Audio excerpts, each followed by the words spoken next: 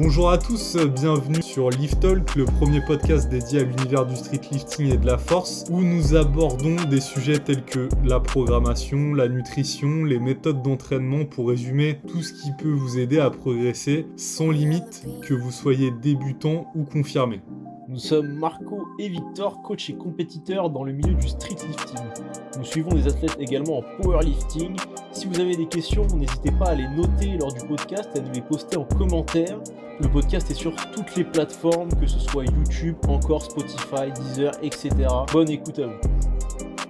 Bonjour à tous, bienvenue pour l'épisode 5 de Lift Talk. Aujourd'hui, on va parler de l'optimisation de la récupération.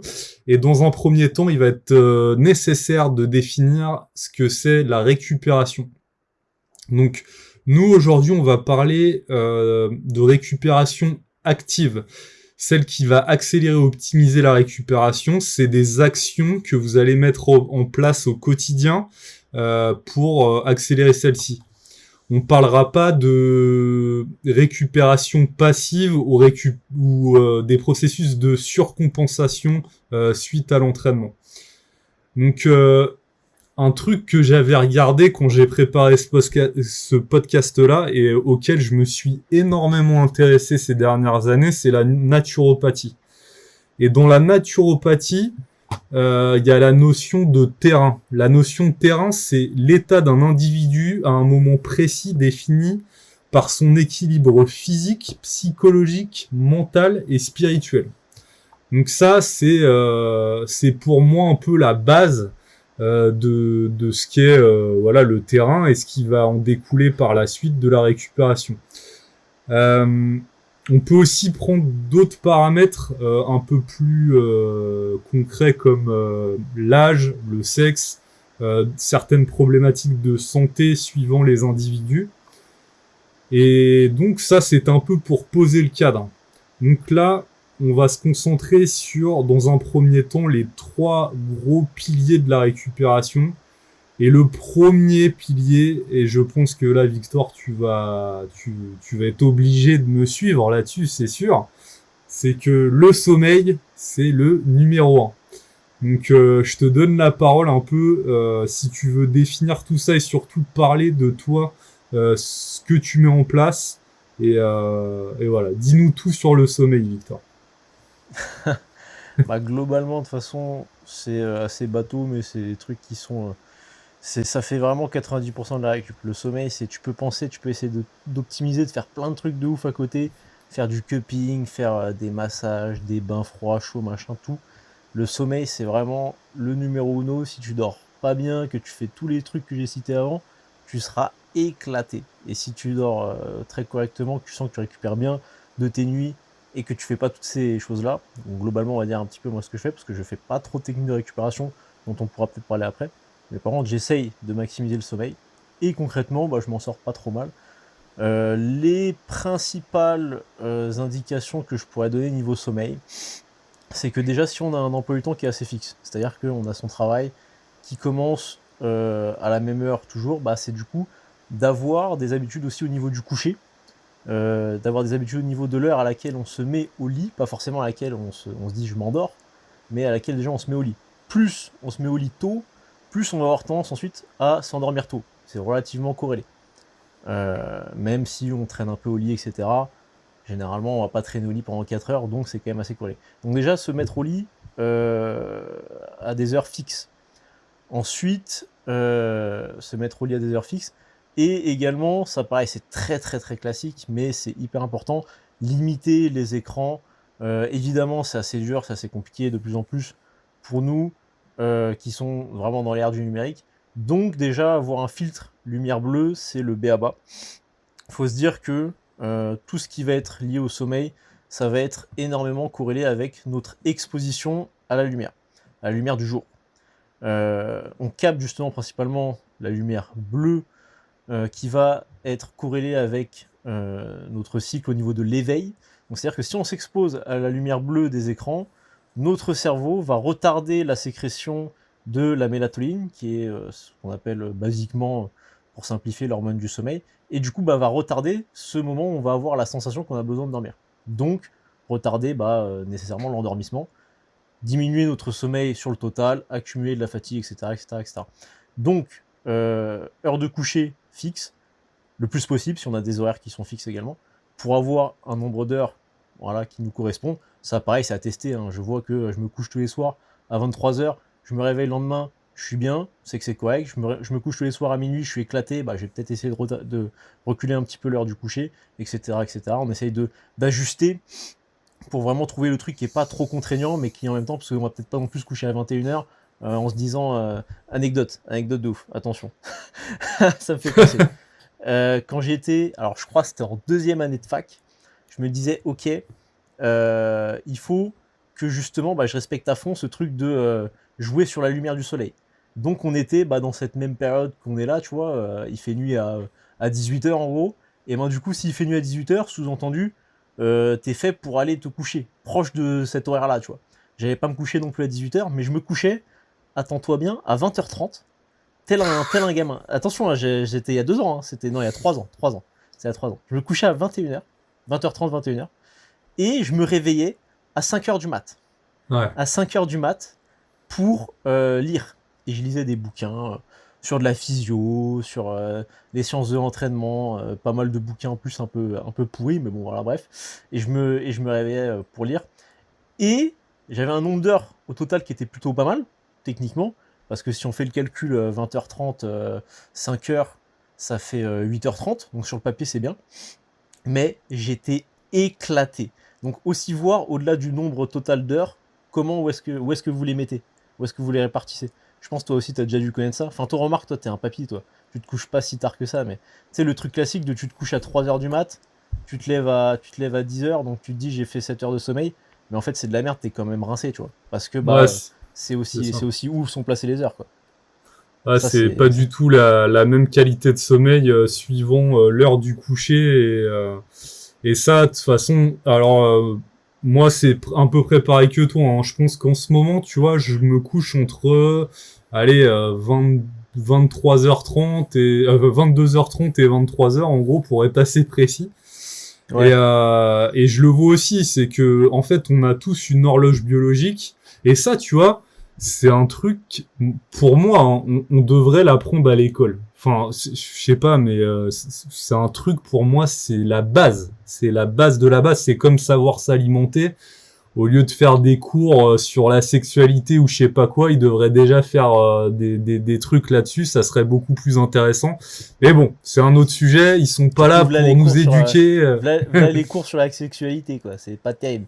T'enfiles des capotes sur des concombres, waouh, super, avec ça. Et donc voilà, on a tous une horloge. Alors je pense qu'elle est assez différente aussi selon chacun et faut faire des expérimentations, faut tester sur soi. Et ce que t'as dit et ce qui est hyper important, c'est que il faut stimuler la glande pinéale. Je sais pas si t'as entendu parler de ça, Victor. Ouais, bien sûr. Et donc regarder avec l'œil et donc pas à travers des vitres ou des lunettes ou des choses comme ça, mais vraiment les faisceaux de lumière du soleil. Ça, c'est hyper important pour justement bien se caler, bien se régler au niveau de l'horloge biologique. C'est aussi pour ça que les gens, et moi j'en ai pas mal dans mes élèves qui ont des horaires de nuit ou des horaires en 2-8, 3-8, etc. Ça, c'est catastrophique.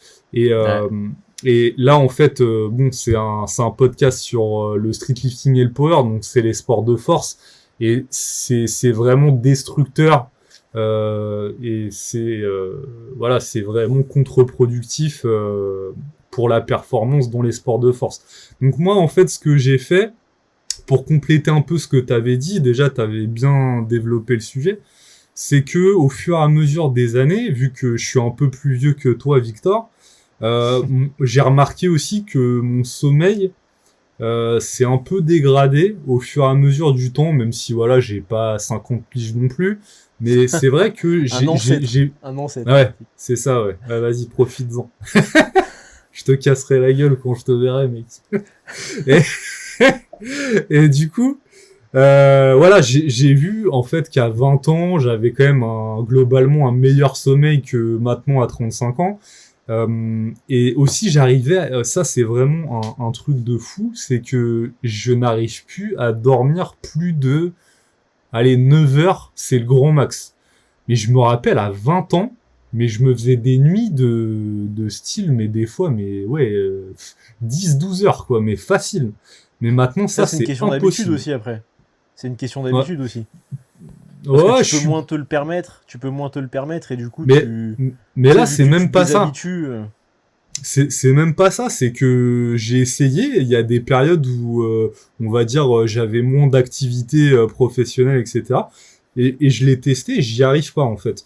Donc, Ouais. voilà, moi, j'ai mis en place certaines choses, comme effectivement me coucher à des horaires fixes, éviter les écrans, mais pas que les écrans. Toutes les activités qui peuvent trop stimuler le Ouais, système ouais. sympathique. Donc, même, tu sais, des discussions peut-être un peu trop virulentes Ah oui. sur des trucs Ouais, un peu ouais. trop passionnés. Même, tu vois, des films. J'ai remarqué un truc, vraiment, hein, je te jure, hein, c'est que quand je regarde des films d'action, je mets beaucoup, Oh, le enfin, mec. je m'endors beaucoup moins bien que si je Oh regarde un là là. truc un peu plus calme ou une comédie ou un truc comme ça. C'est terrible l'âge, mec. Et Oh la donc vache. il y Le a mec qui est aussi obligé de bon, regarder Titanic tous les soirs pour s'endormir, quoi. Oh, le vieux mec. Putain. Mais il donc s'arrête tu vois, avant que le bateau coule. Il s'arrête voilà, avant que le c'est bateau ça, coule. parce que Sinon, sinon après ça il fait me pas sa nuit, flingue hein. la nuit, mec. Et non, donc il y a ça. Il y a aussi, ça c'est un truc maintenant je peux plus le faire. C'est vraiment m'endormir dans un environnement complètement obscur. Je Ah ferme oui. vraiment les volets à fond. Pareil. J'éteins toutes les LED, les trucs comme ça. Et là, assez récemment, enfin assez récemment, ça fait 2 ans que j'utilise ça. Et pour moi, c'est vraiment le game changer au niveau du sommeil, de mon sommeil. C'est les bouchons d'oreille. Tu vois, alors, alors moi, j'utilise des trucs, tu sais, un peu mous là. Tu sais, pas les trucs en cire Ah, entourés de coton, parce qu'il y a différents types ah oui, de, oui, je vois, oui. donc j'utilise ça, moi ça me Ouais. convient bien, j'ai l'habitude.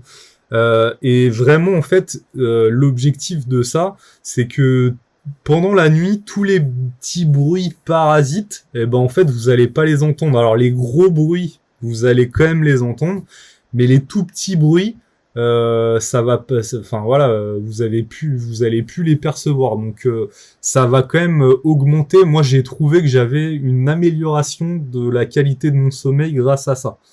Il y a aussi autre chose, mais ça on y reviendra après un peu plus dans le détail. Au niveau du repas du soir, toi justement, qu'est-ce que tu manges? Enfin, est-ce que tu privilégies des trucs ou à l'inverse, tu essayes de d'évincer certains types d'aliments ou comment tu fais toi? Non, je t'avoue, je suis en train de réfléchir un petit peu. Très sincèrement, non, Ah la jeunesse. je fais rien de spécial à ce niveau-là parce que moi, franchement, en vrai, je te le dis, hein, quand c'est le soir, moi, à 22h30, 23h, la plupart du temps, je suis explosé de ma journée et du coup, genre, je sombre, hein, je peux juste pas tenir en fait, tu vois. Genre, vraiment, je Ouais. sombre. Donc, Mais franchement, à ce donc niveau-là, je ouais, t'avoue. ouais, peu importe ce que tu mangerais, par Ah ouais, exemple, ouais. ça aurait très peu d'impact sur, Je enfin peux me peut-être faire sur une la grosse qualité de ton pizza, sommeil, un mais gros pas à truc et tout. l'endormissement, quoi.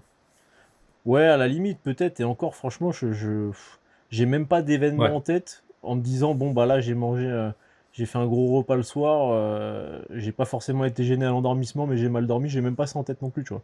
Donc à ce niveau-là, après, j'ai peut-être juste pas fait la corrélation et que je m'en suis pas rendu compte, mais j'ai pas plus ce sentiment. C'est ça, c'est les trucs des vieux, ça. C'est les problèmes des vieux. Dès que t'as plus de Ouais, 30 ans, faut te bah, soucier de ça. bah peut-être que tu l'expérimenteras et ouais, ouais, tu verras, mais c'est Possible. clair que voilà, ça c'est vraiment le pilier numéro un, le sommeil. Si vous avez pas ça, ça va avoir un impact sur votre physique, mais pas que. Ça va aussi et peut-être en premier lieu impacter votre psychologique. Moi, je vais prendre un cas très concret dans mon entourage. J'ai un ami qui se reconnaîtra, qui a eu un enfant là récemment. Et donc, il est vraiment impacté négativement à ce niveau-là. Et ça lui plombe en fait ses progrès. Et faut vraiment adapter son entraînement à toutes ces problématiques, à toutes ces contraintes, parce que si vous poussez un peu trop la machine, si vous êtes en manque de sommeil chronique, et si vous écoutez pas à l'entraînement, surtout sur des entraînements de force où on peut atteindre vraiment des grosses intensités sur des efforts, bah le risque de blessure il est beaucoup plus élevé. Donc voilà, ça c'est important aussi de moduler. Et là je vous remets, je vous rapporte au podcast qu'on avait fait sur c'est la modulation de l'intensité. Ouais. Voilà, c'est ça. C'est aussi l'adapter par rapport à ces contraintes-là. Donc voilà, je pense qu'on a fait le tour au niveau du sommeil. Donc vous avez compris, le sommeil primordial. Hein. Si vous avez pas ça, ça va. Après, ce qui est intéressant aussi, ce dont tu as parlé, qui est intéressant, c'est l'exposition à la lumière du jour assez tôt le matin. C'est vraiment quand on se réveille, c'est d'essayer de. Après, c'est vrai que quand on a un travail de bureau, c'est plus compliqué, mais de vraiment pouvoir maximiser les moments où on est exposé directement à la lumière du soleil, comme tu le disais, et ce qui est bien à mettre en place, et aussi même dans une logique récup-active de manière générale, c'est justement des promenades, des marches, par-ci par-là en journée. Donc si c'est sur votre pause du midi, même si c'est pas très long, ça on va en parler. Intéressant. Ça, on va en parler après. Pour d'autres aspects dont on parlera après, mais aussi pour cet aspect exposition à la lumière. C'est très intéressant parce qu'on passe vraiment beaucoup de temps en fait à être cloîtré, enfermé, notamment quand il fait froid comme c'est le cas en ce moment, et qu'en plus la lumière, concrètement, il fait beaucoup plus nuit et ça a tendance à énormément jouer sur notre niveau de forme. Donc, si on peut s'exposer quand il fait jour en faisant des petites promenades, c'est vraiment hyper intéressant. Et même ça joue pas mal justement sur la qualité du sommeil en règle générale. Ok. T'avais des choses à rajouter par rapport au sommeil ou tu penses que t'as fait le tour? Je dirais juste aussi, comme je disais, limiter les écrans un peu le soir, mais je reste assez, je suis conscient, on va dire, que c'est compliqué, puis même on a la flemme, et même en vrai, on va essayer de se dire, ouais, j'évite les écrans, puis on va craquer, mais en tout cas, vraiment essayer d'éviter au maximum les formats TikTok, réel, shorts, etc., parce que ça, c'est des trucs qui sont super stimulants, vu qu'on switch en permanence de contenu, on est sans cesse stimulé, et ça, c'est vraiment beaucoup plus problématique pour l'endormissement.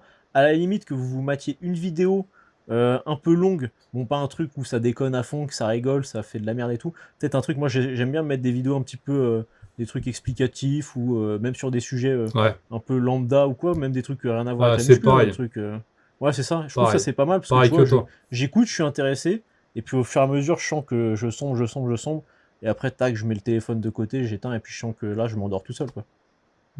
Ouais, je fais et exactement après, pareil. Dernière anecdote de ouf, ça, moi, c'est mon game changer à moi. Mais ça, vraiment, je pense que beaucoup peuvent m'insulter. C'est l'ASMR. C'est-à-dire que là, vraiment.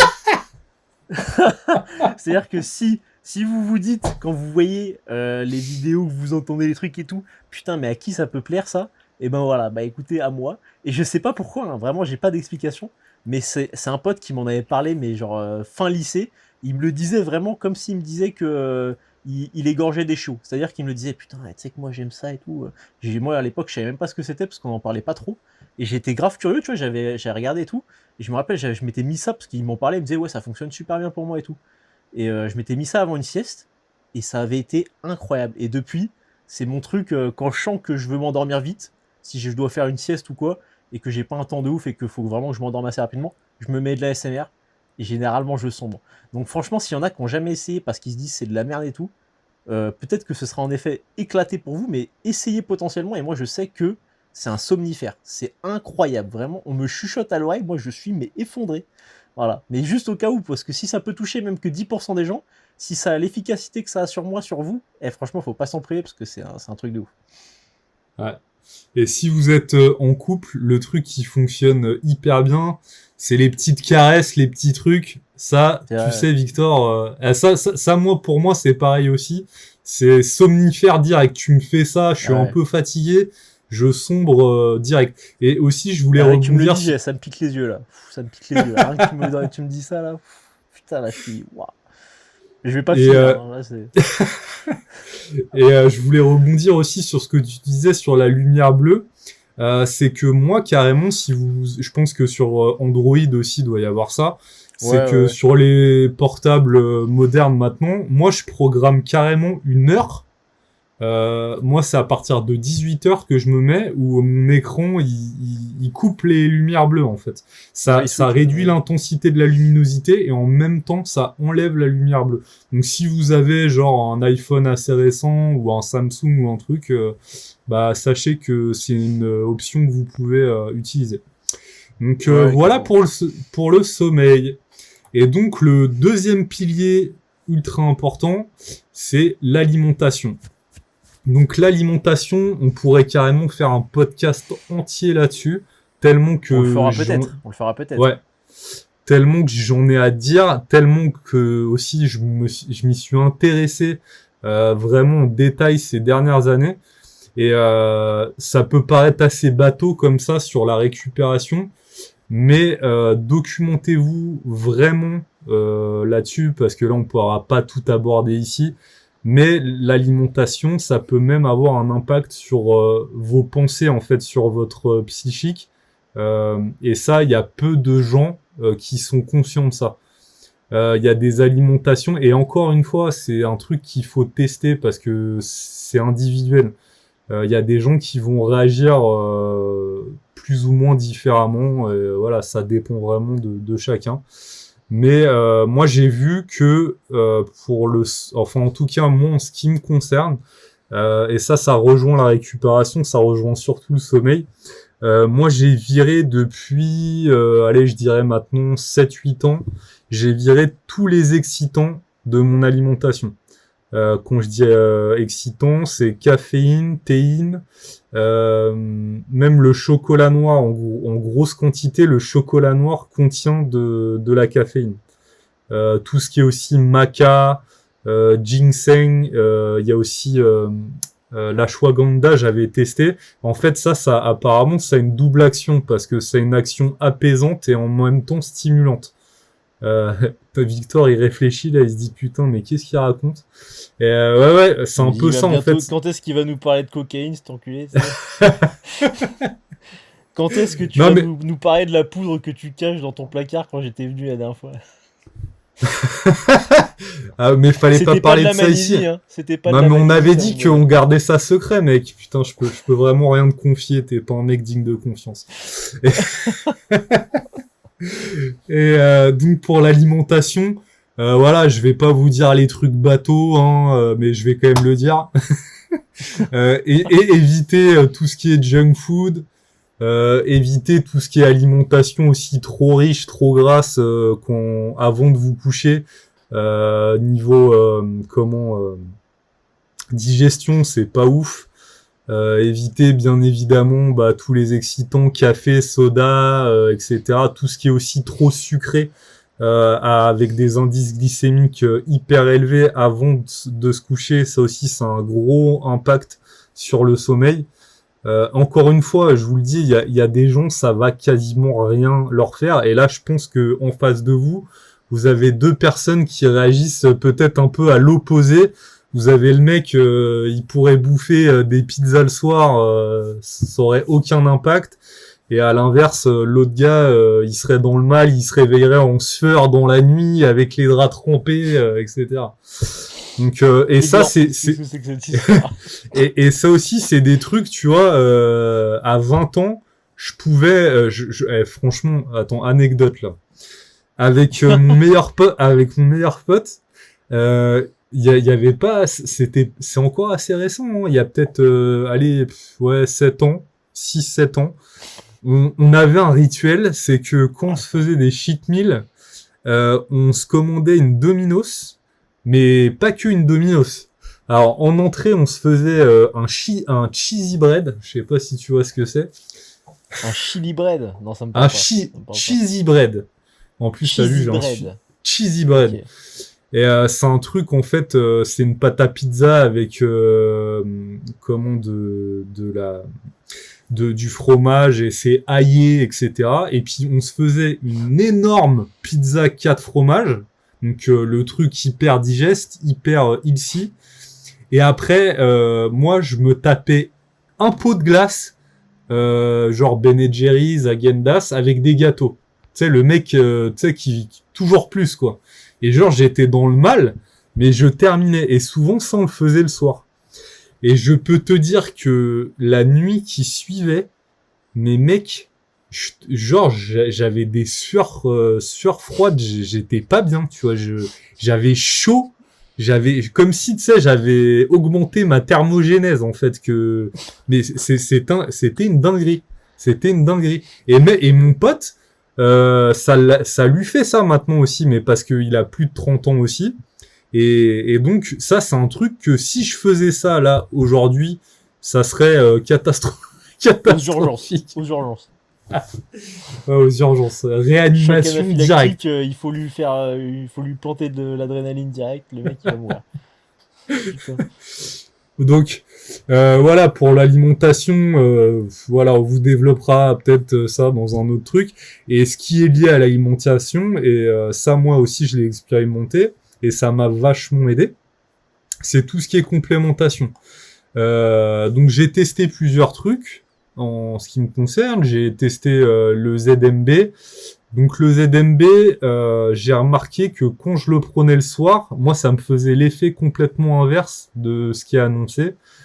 C'est-à-dire que ça perturbait mon sommeil. Alors, je sais pas pourquoi, mais du coup, ça dépend. Alors, j'ai plus l'explication exacte en tête, mais c'est lié à des prédominances en termes de neurotransmetteurs. C'est lié au GABA, enfin à l'équilibre entre le GABA et le glucagon, un truc comme ça, non? C'est pas ça? Non, le glucagon, ça c'est sur le métabolisme du glucose, je crois. Et en gros, si tu veux, c'est ça. En gros, t'as des gens pour qui ça va avoir plus un effet, pas excitateur, ce serait un peu exagéré, mais en gros, ça va t'empêcher de bien dormir. Mais c'est quand même pas la majorité des gens. Généralement, c'est plus favorable pour l'endormissement que l'inverse, même si bon, c'est vrai que tu peux avoir des exemples comme toi qui répondent mal à ça et qui du coup c'est toujours intéressant à prendre des suppléments de zinc et de magnésium, mais du coup peut-être les prendre à d'autres moments de la journée plutôt que le soir, si c'est votre cas. Mais la plupart du temps vous bénéficierez de le prendre assez proche du coucher, justement, le magnésium. C'est ça. Donc moi je prends ça le matin. J'avais testé aussi la glycine qui apparemment avait un effet positif par rapport à ça. J'avais pas constaté d'effet, donc j'ai arrêté d'en prendre. Ça c'est vrai que j'ai pas. Qu'est-ce que j'avais testé d'autre? Et ça par contre ça fonctionne bien. Donc là en fait je fais une petite aparté, tout ce qui est complémentation. Quand vous avez des perturbations dans votre sommeil, ça peut arriver des périodes où on dort un peu moins bien, etc. Et pour, on va dire, se remettre sur des bonnes rails, un bon rythme de sommeil, des mélanges de plantes avec de la mélatonine. La mélatonine aussi, ça peut vachement aider. Si vous, actuellement, je sais pas, vous avez des problèmes d'endormissement et même de réveil nocturne, c'est un truc que vous pouvez utiliser. Moi, j'utilise un truc de temps en temps, parce que pareil, c'est par période. Je sais plus comment ça s'appelle. C'est Euphytose, non? Des Euphytoses? Non, c'est pas Euphytose, c'est un autre truc que je prends en pharmacie, et en fait, c'est un, comment dire, il y a une diffusion courte pour l'endormissement et une diffusion plus lente pour éviter justement les réveils nocturnes. Et en même temps, il y a un mélange de plantes. Alors, il y a de la mélisse, il y a d'autres trucs, des trucs assez connus pour ces vertus-là. Et ça fonctionne assez bien. Donc, si vous êtes dans ce cas-là, testez. Et puis, vous nous direz si ça fonctionne. Donc, voilà un peu pour l'alimentation. Dans quelle mesure ça peut ne pas poser... Je sais plus si ça pose pas des problèmes dans certains cas, la supplémentation mélatonine. Parce que c'est vrai que c'est efficace. Hein. Moi, je sais que j'ai déjà pris des suppléments de mélatonine et c'est un effet somnifère, moi. Mais je sais pas dans quelle mesure ça peut... Enfin, faudrait que j'ai plus tout en tête. Mais... Alors, tu veux dire les effets négatifs de la mélatonine? Négatif d'une supplémentation en mélatonine, en tout cas. Je sais plus si il n'y a pas une sorte, entre guillemets, de dépendance, dans le sens où, si t'en prends pas, non, si tu t'y es trop alors habitué... non, justement, la mélatonine, en fait, moi, je m'étais un peu documenté là-dessus. C'est une hormone, l'hormone du sommeil, en gros, qui est un peu sécrétée par l'appareil digestif et plus précisément, je crois, les intestins, il me semble. Donc c'est lié aussi à l'alimentation, etc. Et il n'y a pas justement de phénomène d'accoutumance. Je m'étais bien renseigné à ça avant de l'utiliser justement, mais malgré cela, je conseillerais pas à quelqu'un de prendre H24, enfin en tout cas durant une longue durée, sur une longue durée, la mélatonine. Prenez-la plutôt par période et quand vous êtes rétabli niveau du sommeil, voilà, enlevez-la et puis normalement ça va bien se passer. Euh, Est-ce que tu avais des trucs à rajouter au niveau du sommeil, Victor, ou c'est ok? Ben si, de toute façon, en fait, faut se dire que si vous sentez que vous avez un mauvais sommeil, que vous récupérez mal, que Enfin, au vous avez un niveau de sommeil qui est... l'alimentation, je voulais dire. Oui, oui, bien sûr, que vous avez un sommeil qui est assez léger en général, c'est potentiellement aussi que vous êtes trop bas en calories, peut-être trop Ouais, sec si vous êtes dans des phases de perte de poids assez intenses. Moi, je sais qu'il y avait des moments quand je faisais des sèches très très très agressifs, très approfondies, où j'allais vraiment chercher des taux de body fat assez bas. Et ben, ouais, j'étais crevé toute la journée, mais je m'allongeais et vraiment le soir j'étais dans mon lit, j'étais comme ça quoi. Je n'arrivais pas à ouais, m'endormir. Donc ça, c'est vrai que ouais, ça peut être corrélé. Parfois, on a tendance à... Je sais que quand j'étais à la fac et que je faisais pas mal de sport lié à la fac parce que j'étais en STAPS, et ben je sous-estimais en fait pas mal mes apports caloriques. Et j'avais vraiment l'impression, typiquement en fait, j'étais un peu matrixé par rapport à tout ce qui est index glycémique. Moi, je suis beaucoup plus nuancé là-dessus. C'est-à-dire qu'en fait, à cette époque-là, j'avais toujours l'impression que ma glycémie, elle fluctuait beaucoup et que justement, j'avais trop cette alternance entre bah, je consomme des glucides, du coup, j'ai un pic de ma glycémie, du coup, j'ai une sécrétion d'insuline et une hypoglycémie réactive. Et donc, c'est souvent ce schéma-là qu'on décrit qui explique qu'en gros, bah, si vous mangez trop de glucides à un instant T, bah, X heures après, pas tant de temps que ça après d'ailleurs, mais vous allez avoir un gros down. Et du coup, moi j'étais vraiment très très focus là-dessus, à tel point que je limitais vachement mes IG modérés, même modérés et élevés, et même en règle générale mes glucides, parce que bah, même si vous consommez des glucides à IG bas, et ben, si vous vous envoyez des énormes plâtrés, la charge glycémique elle sera élevée. Du coup, c'était le postulat que je faisais moi. Et je me disais, du coup, bon, bah, je limite ça à fond, je limite ça à fond, je limite ça à fond, pour éviter d'être trop crevé. Sauf que bah, finalement, en fait, mm, j'étais dans un déficit malgré moi, et qui faisait que je mangeais trop peu. Et du coup, bah, j'étais fatigué, pas parce que j'avais des hypoglycémies réactionnelles, mais parce que simplement je mangeais trop peu, et du coup, j'étais crevé. Et du coup, je récupérais mal la nuit, parce que la nuit également, je dormais mal. Donc, à voir, c'est pas forcément le cas de tout le monde, mais si vous voyez que vous récupérez moyennement bien, que vous dormez, que vous vous sentez fatigué en journée, mais que vous, quand vous vous mettez au lit, eh ben, vous avez du mal à vous endormir, eh bien, et que vous êtes assez sec, eh ben, faut peut-être voir de ce côté-là, parce que moi, je sais que je sous-estimais énormément mon taux de body fat, hein, quand on avait fait là, tu sais, au SP ouais. Games 2018 ou 19, je sais plus, quand est-ce que c'était la dernière édition, 19. en gros, 19. 19, et qu'il y avait le truc où on se pesait là sur la balance. Donc ça, voilà, la fiabilité, elle est toujours, on peut toujours remettre ça en cause, mais voilà, ça peut donner un ordre d'idée à un instant T, on va dire. Et ben moi, je me disais, bon, bah, je vais être à 12%. En gros, le mec sec qui fait de la muscu, mais voilà, qui est pas non plus écorché. Et le truc qui m'avait dit, genre 5 et quelques pourcents. Donc après, voilà, on peut toujours le critiquer le truc, mais c'est vrai qu'en fait, maintenant, je me regarde avec le recul, et même j'ai des memories sur Snapchat, etc., de cette époque, mais en fait, j'étais écorché vif. Genre vraiment, j'avais les pecs qui se triaient, j'avais l'arrière des cuisses, on voyait les différents faisceaux, etc. Donc, en gros, pour résumer, faites gaffe à vos apports caloriques et de manière générale, pour bien récupérer, avoir suffisamment de glucides dans votre alimentation.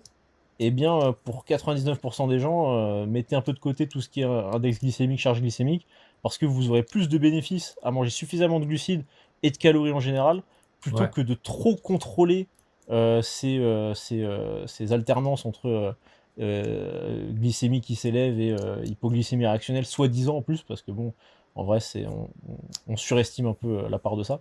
Et vous verrez qu'il y a des chances que vous alliez pas mal mieux niveau récup en général et sommeil aussi. Mm. Ouais, bah moi aussi je l'ai expérimenté et je confirme que ça impacte grandement l'état de forme et surtout le sommeil et on a l'impression que bah en fait c'est le corps qui se met en position de sécurité et vous êtes en alerte en fait en permanence parce que C'est ça, ouais. le corps il vous dit d'aller chasser, d'aller prendre de la calorie. C'est ça, non mais à l'état de nature, c'est ça, tu vois, parce que Ouais, là, il se dit, t'es dans un état où t'es tellement en sous-alimentation que c'est plus intéressant pour toi d'être capable de vraiment, bah, entre guillemets, bah, avoir un sommeil qui est peu récupérateur, mais au moins que tu puisses être hyper alerte, c'est-à-dire qu'au moindre bruit, bah, tu puisses te réveiller pour, s'il y a un lapin qui passe, bam, tu le butes et puis tu peux le ouais, manger, quoi. En gros, c'est un peu ça l'idée. Et c'est ouais, globalement les mécanismes qu'on peut mettre en cause liés à ça, quoi. putain, ouais, exactement. Putain, Victor Delavier, quoi. Voilà, donc ça c'était le deuxième pilier, excusez-moi, qui est l'alimentation. Et le troisième pilier, et là je suis sûr que Victor va pouvoir vraiment nous en dire des tonnes, c'est la spiritualité. Et la spiritualité, bah ça englobe... Ah, je m'attendais pas à ça, l'enfoiré. Je Ah m'attendais ouais, pas. bah ouais mec. Et ouais, je te fais des petites surprises. Et donc en fait, ça c'est je pense que des 3 points, j'ai même peut-être envie de le mettre en premier ce point-là, tellement Oh qu'il non. est important. Et Ah, l'enfoiré.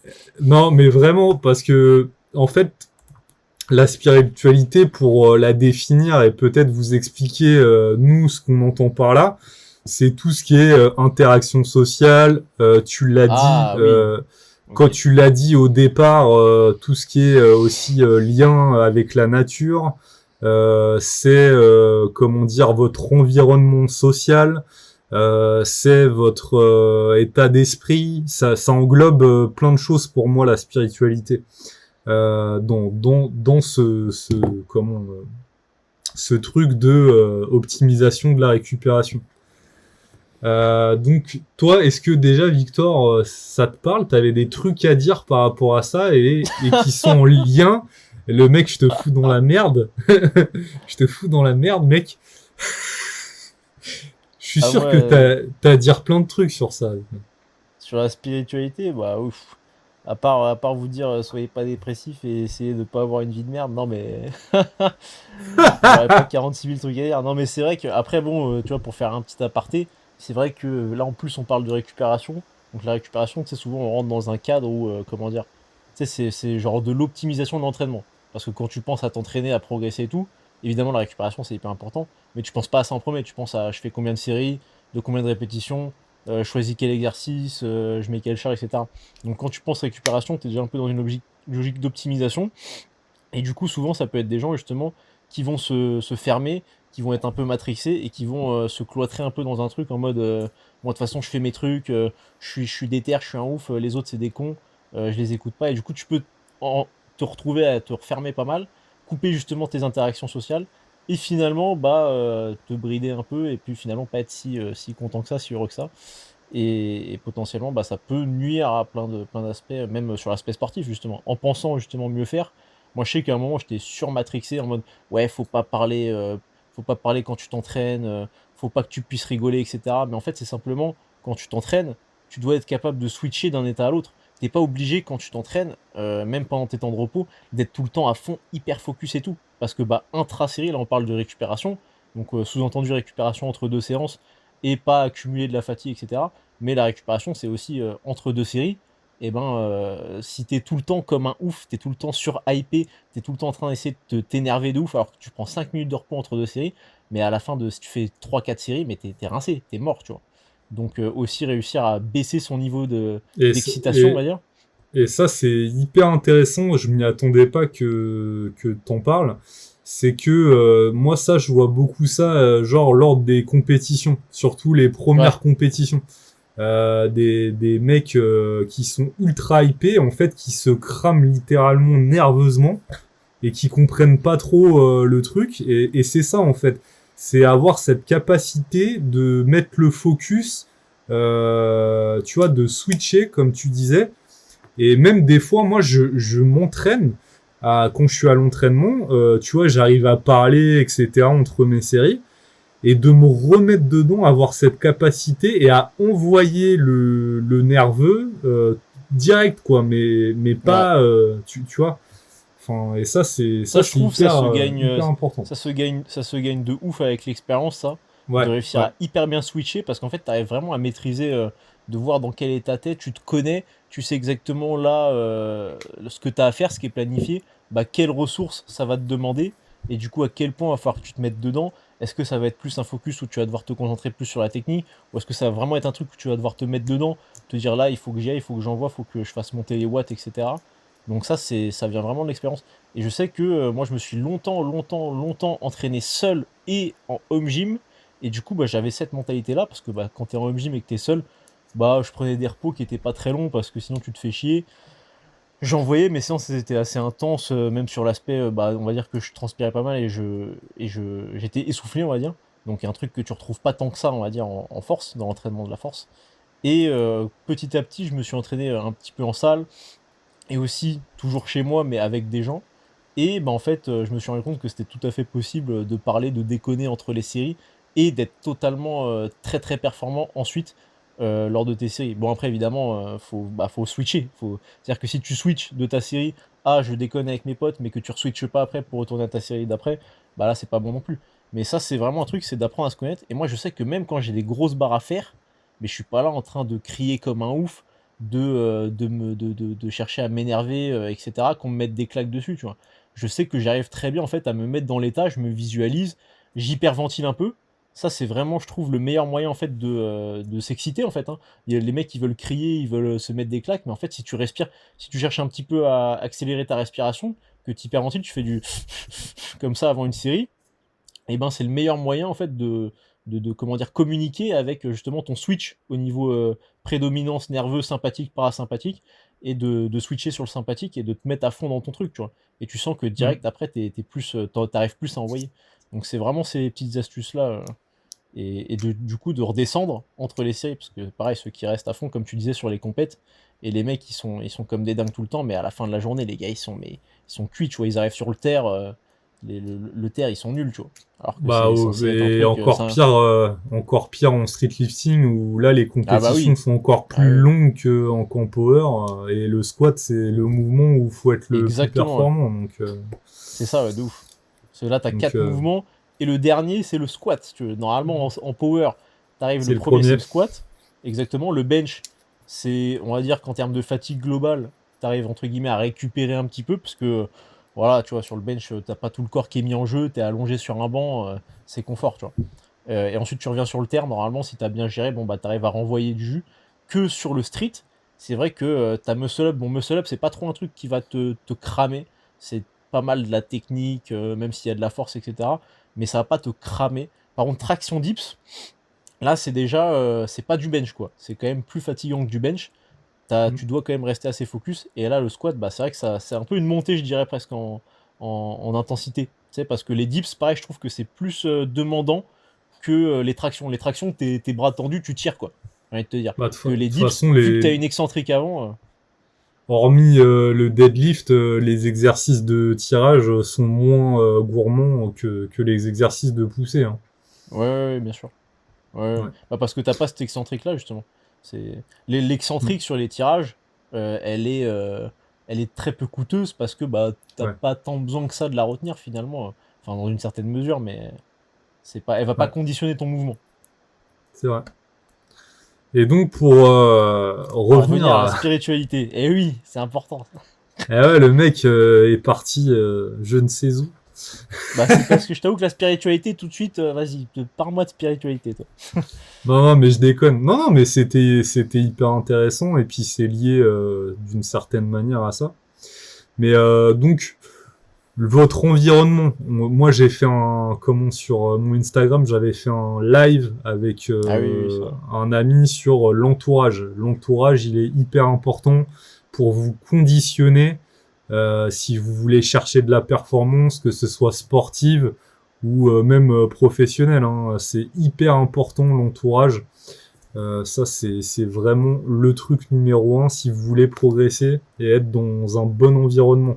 toute la négativité, etc. Voilà, c'est des trucs basiques, hein, mais c'est important. Et moi, ça aussi, avec un peu l'âge, c'est un truc que j'ai trouvé de plus en plus important et je saurais pas vraiment l'expliquer avec des mots, mais c'est cette connexion à la nature. Alors, moi, c'est un truc là, je vais me livrer un peu plus personnellement sur ce podcast. J'ai d'autres passions que il se marre. J'ai d'autres passions. Je sais déjà de quoi tu vas parler de toute façon. Eh oui, et j'ai Ah d'autres oui. passions comment dire, que la musculation, que la force, etc. Donc en fait, moi, souvent, au beau temps, je fais de la chasse sous-marine. Et la chasse sous-marine, si tu veux être au contact des éléments, il n'y a pas beaucoup mieux, en tout cas l'élément marin, il n'y a pas beaucoup mieux que cette activité. Et du coup, moi, ce que j'ai remarqué, c'est vraiment l'énergie, en fait, ça rechargeait d'une certaine manière mon niveau d'énergie d'être dans des environnements comme ça hyper naturels et hyper comment sauvages. Vraiment me couper littéralement de toute la modernité, de l'humanité même, je dirais. Et ça, c'est un truc, même ça m'a apporté au niveau de l'entraînement, parce que même je suis sûr que vous, à titre personnel, ça vous est déjà arrivé, vous faites un week-end, même, je sais pas, vous allez faire des randos, par exemple. Vous allez faire de la rando en montagne, où c'est quand même assez physique, hein. Et bah vous revenez, vous attaquez votre semaine, et je suis quasiment sûr que dans la majorité des cas, vous allez vous sentir mieux et vous allez pas savoir vraiment l'expliquer parce que vous êtes rechargé. Ça, je pense qu'au niveau scientifique, on sait pas tout à ce niveau-là, mais ça le laisse perplexe, le cher Victor. Non, mais en vrai, je Et, comprends de ouf ce que tu veux dire. Moi, je suis assez d'accord et donc, sur cet aspect-là. moi, ce que je vous conseillerais, même si voilà, c'est adapté selon chacun et selon aussi ce que vous pouvez mettre en place ou non. Mais déjà, quotidiennement, ce que tu fais aussi, Victor, assez souvent, c'est la marche. Mais pas Ouais. la marche en ville, quoi. Essayer de marcher, je sais pas, il y a toujours une forêt ou un truc comme ça à côté de chez vous, même Des si c'est espaces pas très verts, ouais. grand. Ouais, voilà, des espaces verts. Ça, c'est hyper important. Et puis aussi, accordez-vous de temps en temps un week-end par mois ou un truc comme ça. Allez vraiment vous couper vraiment de la civilisation et vous verrez ça va vous apporter grandement et aussi à l'entraînement peut-être que vous allez avoir un regain d'énergie si je sais pas en ce moment vous êtes un peu fatigué, vous savez pas trop pourquoi, vous optimisez pourtant tous les facteurs qu'on vous a dit avant et peut-être que ça c'est un truc aussi à essayer et à s'imposer plus régulièrement parce qu'on a tous tendance à comment être aspiré un peu par le quotidien, nos obligations, etc. Et sortir de ça une fois de temps en temps, même sortir la tête du guidon par rapport à l'entraînement, vraiment couper. D'ailleurs, ça aussi, ça rejoint l'entraînement. Moi, je préconise toujours en fréquence d'entraînement 4 à 5, et encore 5, c'est vraiment pas adapté à tous. Mais si vous vous entraînez sur une fréquence de 4 fois semaine, essayez de vous entraîner lundi, mardi, jeudi, vendredi, pour après couper pendant 2 jours, ça peut vraiment faire du bien. Et en tout cas, pour moi, c'est vraiment appréciable. Toi, je sais pas ce que tu fais, Victor, mais moi, en tout cas, je kiffe. Moi, c'est variable. Ce qui va dicter un peu ma fréquence d'entraînement, ça va être surtout les douleurs, genre coudes. Genre, moi, j'ai assez mal aux coudes facilement, avec les tractions, les dips. Donc, c'est surtout ça qui va dicter ma fréquence d'entraînement. Tu vois, je sais que je vais pas refaire une séance si je sais que je suis susceptible d'être vraiment limité par les douleurs aux coudes. Parce que c'est vrai qu'entre le back squat, traction, dips, muscle up, les coudes ils morflent pas mal. Donc, si vous êtes un peu fragile à Ouais. ce niveau-là, ça va tout de suite en chier un peu. Donc moi généralement au niveau récup, je gère bien la fréquence, le volume. Ça c'est surtout tous ces facteurs-là en fait, hein, de réussir à... Il y a un équilibre entre ce que je me mets dans la gueule et ce que j'arrive à récupérer. Et si tu es à l'équilibre, bah, c'est bon. Et dès que tu sens que t'es plus à l'équilibre, bon bah si tu l'es pas une fois, ça va aller, mais si tu commences à accumuler ce déséquilibre entre l'intensité que tu mets plus le volume que tu mets et toi ta capacité à récupérer, bah il y a un moment où tu crées une trop grosse dette de récupération et là ça va pas aller, tu vois. Et justement, Ouais. c'est ce qu'on vous dit, c'est que eh bien pour récupérer au mieux et justement bah, rebalancer, se rebasculer du bon côté, eh ben c'est le sommeil numéro un. Ensuite s'assurer qu'on récupère convenablement via l'alimentation.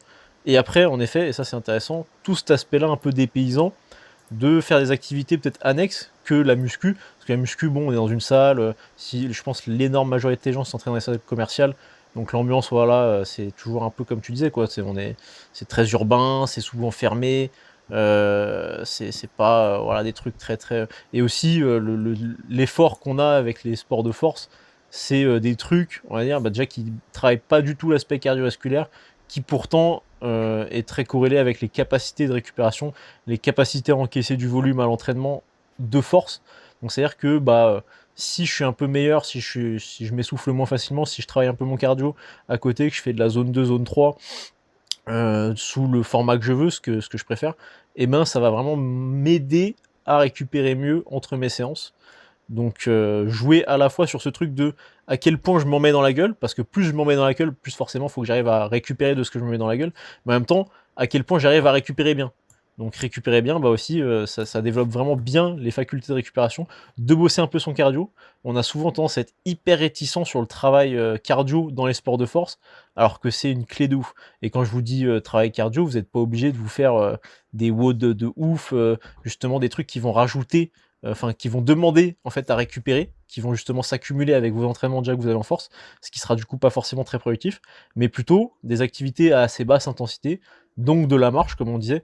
Moi ce que j'aime bien quand je fais de la marche, c'est vraiment con de ouf, mais j'essaye de marcher déjà relativement vite, sans y aller comme un ouf, mais quand même un peu vite, et de respirer qu'avec le nez. Donc ça peut paraître con, mais moi je sais que j'ai vachement de mal à respirer avec le nez, et c'est le cas de beaucoup de gens, pour plein de raisons. Bah moi déjà j'ai fait beaucoup de boxe, donc je sais que j'ai les parois qui sont un petit peu tordues, donc ça circule pas super bien, donc la facilité c'est de respirer par la bouche. Mais niveau récupération, c'est pas mal mieux de respirer par le nez, pour plein d'aspects aussi. De toute façon, c'est fait pour ça à la base aussi quand même, hein. La respiration, c'est ça, et ça c'est plus manger et boire, hein. C'est pour ça qu'on a l'un et l'autre. Et donc du cardio à basse intensité, nose breathing comme les Américains disent, c'est vraiment des trucs, en développant un peu sa capacité à ce niveau-là, ça aide beaucoup, beaucoup, beaucoup à récupérer de ses efforts de force. Mhm. Ouais, très bien.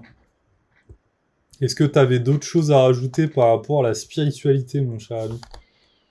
Ben franchement, comme disait Marco, ça peut paraître con, mais c'est vrai que c'est intéressant d'avoir des trucs, des activités qui vous, comment dire, qui vous mettent en fait dans un état de concentration.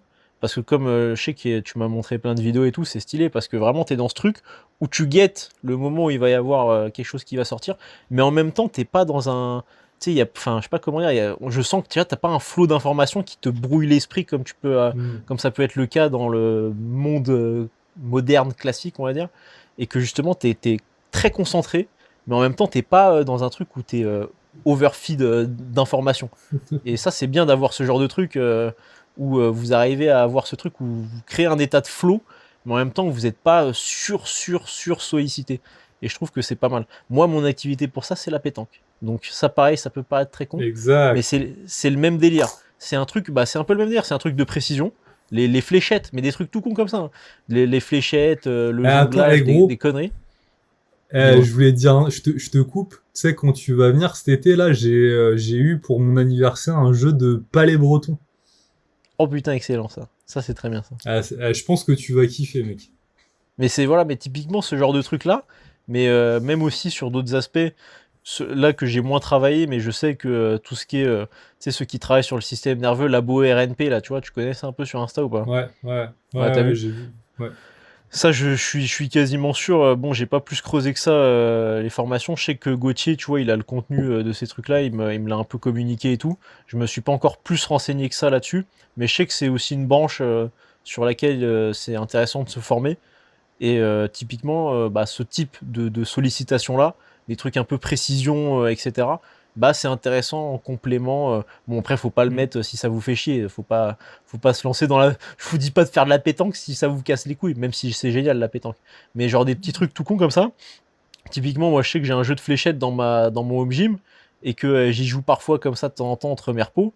Et c'est grave cool, ça permet d'avoir un focus de ouf. Et en même temps c'est pas très sollicitant non plus. Donc ça coûte pas plus.